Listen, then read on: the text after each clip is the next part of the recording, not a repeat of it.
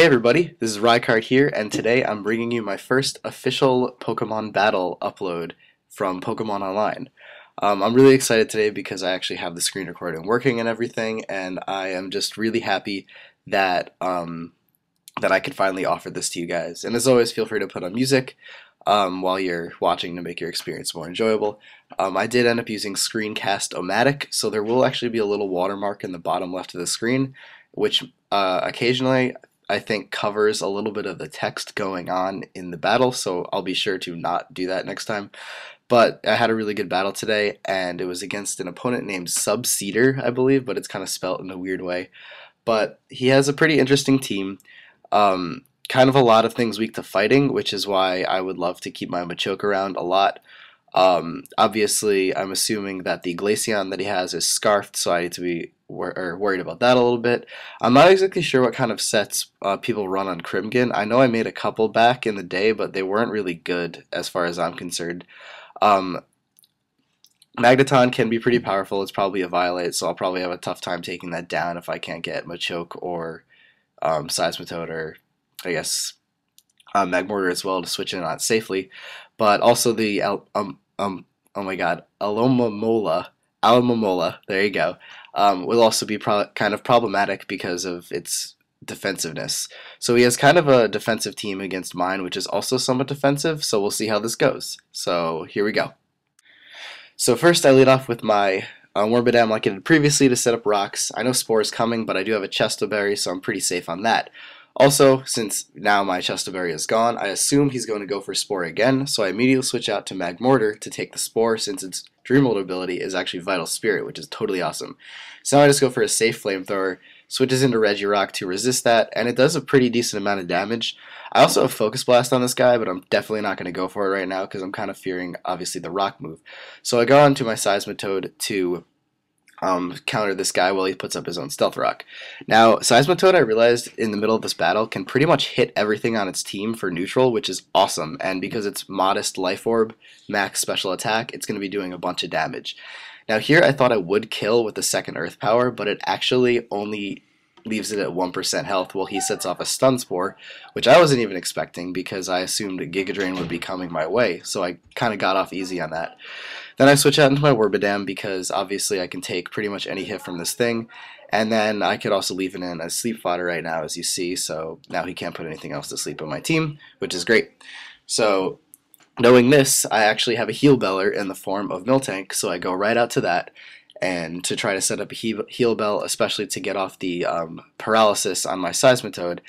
And first, though, I go for the Toxic on the Alomomola to cripple it quite a bit because they're generally defensive. They can't really do much other than Toxic Stall and Wish Pass for the most part. So I know I'm pretty safe here, especially with Heal Bell. So I just go for that and get rid of all the status on my guys, and then I just go for Seismic Toss to deal some damage. Now, I'm not exactly sure what this Magneton is going to do, so I just stay in and go for Seismic Toss just for damage since I know, it doesn't have leftovers or anything. And he goes for Thunder Wave. So that lets me know that he has quite a bit of things on his team that actually cause paralysis. But now, I guess I was predicting the Volt Switch, so I got to Seismitoad. And the reason why he switches right away is I think I found out later in the battle that he doesn't really have anything other than electric moves. So my Seismitoad can pretty much do whatever it wants to that thing. But it switched into Alomomola to take the Earth Power. However, it doesn't take it that well because they're more special or physically defensive than specially defensive. So that was really good for me because I was able to 2-hit KO it. Now here I go back out into my Wormadam because I figured I can take whatever this Glaceon wants to throw. I am Steel type, so I do resist the Ice Beam, even though it is very powerful coming from that Pokemon. So I just go for Gyro Ball to see what happens.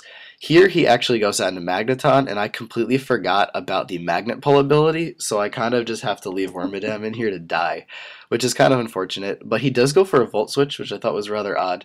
I guess he just wanted to switch on to this thing, but it lets me know what he's going to switch out into, and so I can get the initiative. However, I did not even know that this thing got superpower, or if I did, I just completely forgot about it. So I'm kind of in a really bad spot because I just basically lost my most powerful physical wall. But seeing where he is now, being at -1, I figured this would be a perfect time to set up a Flame Charge on this thing so I can outspeed the Glaceon if it needs to come in. And here he goes down to Regirock, so I actually am going to go for the Focus Blast this time. It does hit, but unfortunately it does not kill, and he goes for a Thunder Wave, which I was actually not expecting at all. And then I figured I might be faster still, just because I don't know actually how fast Regirock is, but he just takes me out with a Rock Slide anyways, which isn't that big of a deal. So I go into Seismitoad, and as I said, I can pretty much do whatever I want to the most of his Pokemon, because I do have neutral damage or neutral coverage on pretty much everything he has. But here I definitely do not want this thing to die because it's being so useful. So I go down to Machoke. I wasn't actually thinking I could take the Ice Beam that well, but I more or less just wanted to get off a Bullet Punch just to get some damage, to the point where now if he switches out, he's going to die from Stealth Rock. And he actually does that here, which I was very surprised about, because he either forgot entirely that would happen, or he just really, I don't actually know why that happened, and that probably was a mistake on his part. So here I just keep going for Psychics. I actually completely forgot about Sucker Punch as well. Nobody uses this guy like ever, so I'm really surprised by what it could do. But I just take that out with a Psychic, and then he goes into his Magneton, and it's pretty much good game at this point, because the Glaceon's gonna die, and I can just Moonlight and recover up while I just do damage to the Magneton, because Magneton has no recovery moves, and it doesn't have leftovers because it probably has a Violet. So I Calm Mind up, take the Thunderbolts, and I'm just going to take it out with Psychic, basically, when that happens. He switches into Glaceon, I think it's this turn, and it just dies, so it's no big deal to me. But here he just goes back out into Magneton, and he runs from there. So that was the match, guys. I think it was pretty good. It was a good 2-0, and I'm pretty sure the MVP of this team was my Seismitoad, just because of the fact that Water Ground typing is actually really, really good coverage.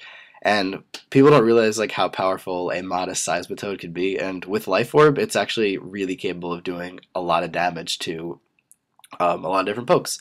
But that was it. So I hope you enjoyed my first like official upload type battle.